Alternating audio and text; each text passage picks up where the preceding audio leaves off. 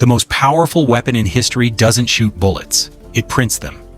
Because every time America goes to war, or saves the world, or bails out its banks, one thing stays constant: the US dollar wins. But why does a piece of green paper control the fate of nations?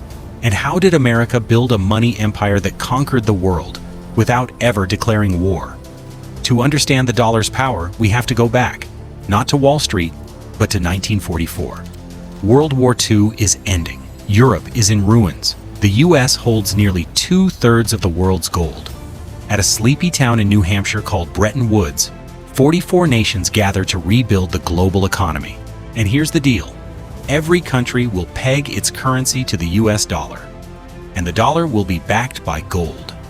It was like the world agreeing to use America's money as their own, a global credit card, with Uncle Sam as the banker. Imagine the world's money as a pyramid. At the top, the US dollar, shiny and stable.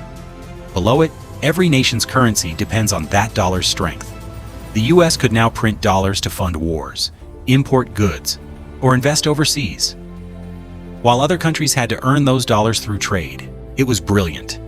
Every barrel of oil, every ton of steel, every loaf of bread traded internationally, all priced in US dollars.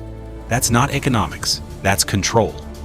By 1960, America had built an invisible empire, not of land, but of ledgers.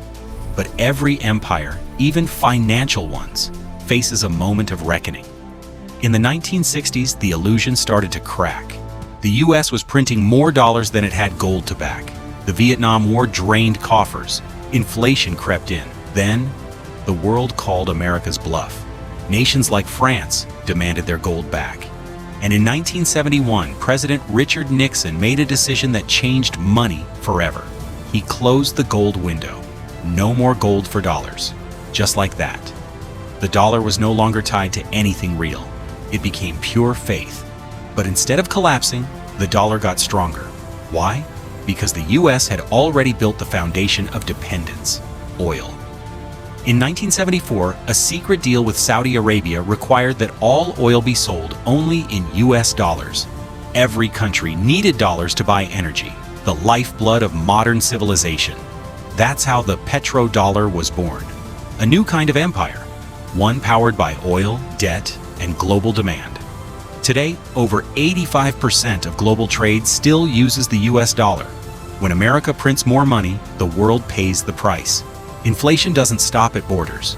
Developing nations borrow in dollars. If the dollar rises, their debts explode. If it falls, their exports collapse. The dollar isn't just America's currency. It's the world's invisible leash. From Argentina's crises to Asian debt traps, the same story repeats. And now, with digital currencies and geopolitical tensions rising, the system trembles again. The dollar began as a promise. Then it became a power. And now, it's a paradox. Both the world's savior and its silent oppressor. No empire lasts forever. Not Rome, not gold, not even the dollar. The question is, what comes next?